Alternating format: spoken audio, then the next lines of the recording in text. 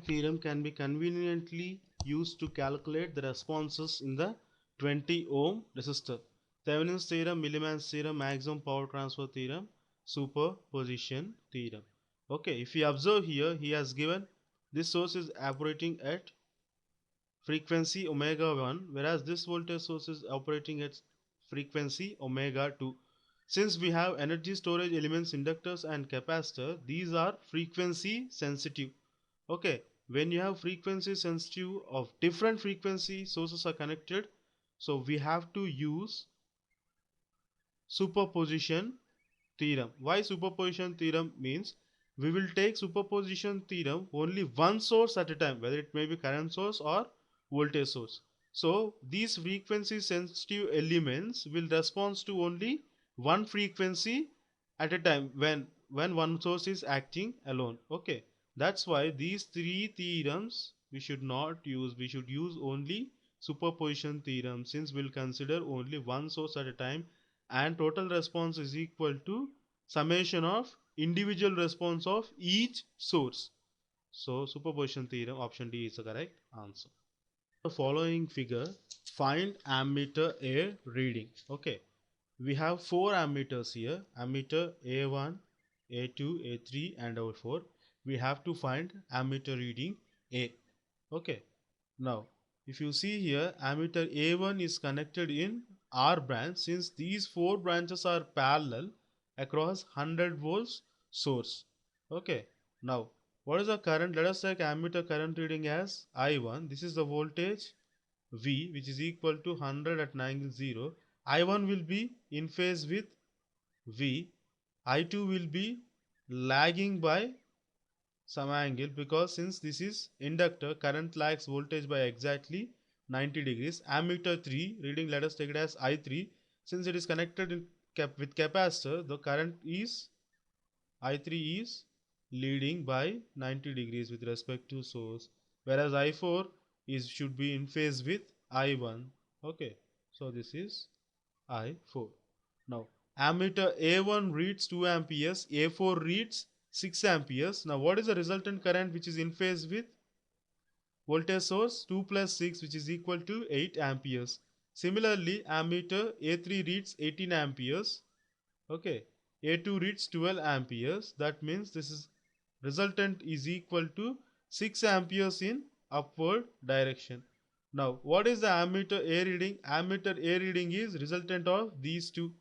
Okay, what is resultant of these two? I is equal to 6 square plus 8 square, which is equal to 10 amperes. Option B is the correct answer. AC bridge is shown in figure, used to measure unknown resistance R and L. Okay, this is R and L values we have to find out. He has given R1, R2 values as 20K and 50K respectively. C2 is equal to 0.003 microfarad, omega equal 10 power 6 radians per second, and C1 is adjustable from 10 pico to 150 picofarad, and R4 is adjustable from 0 to 10 kilo ohms. Determine the largest values of R and L that can be measured with the given parameters. We have to calculate the largest possible values of resistance and inductance of unknown bridge. Okay, this is the unknown bridge we have. Okay, now first we have to calculate the values of R and L in terms of R1 and R2. Let us take this one as Z4. Okay, Z1, Z2, Z3 and Z4. Now what is the conduction to the bridge? What is the condition that the bridge is balanced here? When Z1, Z4 is equal to Z2 and Z3. Okay, unknown bridge is Z2, so Z2 is equal to Z1, Z4 by Z3. Okay, when you equate real and imaginary terms, you will get the value of R and L. Okay, now when you equate it, you will get it as R value as R4 times of R2 by R1 plus C1 by C2. Similarly, L value as R4 times of R2 C1 minus 1 by omega square R1 C2. Okay, now What is the maximum value of R and L? We have to find here maximum value of R and L. Since variable parameters we have only R4 and C1. Okay.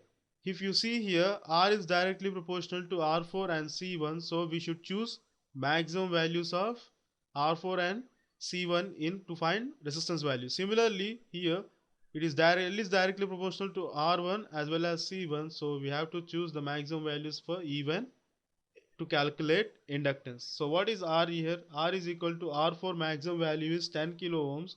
So this is 10k into R2 is 50k by R1 is 20k plus C1 value is the maximum value of C1 is 150 picofarad. So this is 150 into 10 power minus 12 divided by C1 is 0.003 into 10 power minus 6.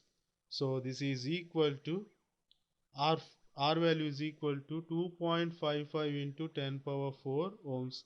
Similarly, if you find L is equal to R4 times, that is 10k times into R2 values 50k into C1 is 0.003 microfarad minus 1 by omega square is 10 power 12 into R1 value is 20k into C2 value is 0.03 microfarad. Okay, here this is we have to substitute C1 value. This is 150 picofarad. So 150 into 10 power minus 12.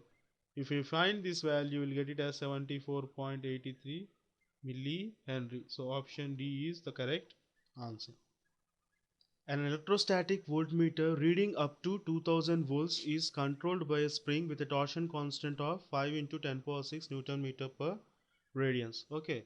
Now we have electrostatic voltmeter. The maximum reading is 2000 volts. Okay, 0 to 2000 volts. Now it is controlled by a spring. Okay, with a torsion constant of K is equal to 5 into 10 power minus 6. This is Newton meter per radians.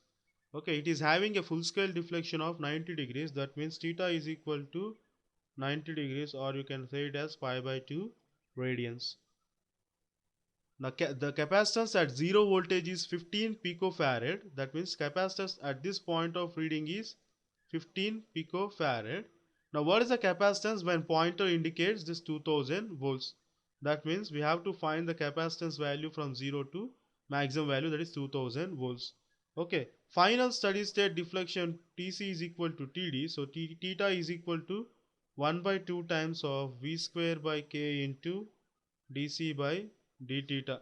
Okay, this expression is found from final steady state deflection. The spring constant torque should be equal to deflecting torque. This is given as theta into k. Deflecting torque is 1 by 2 times of v square into dc by theta in electrostatic voltmeters.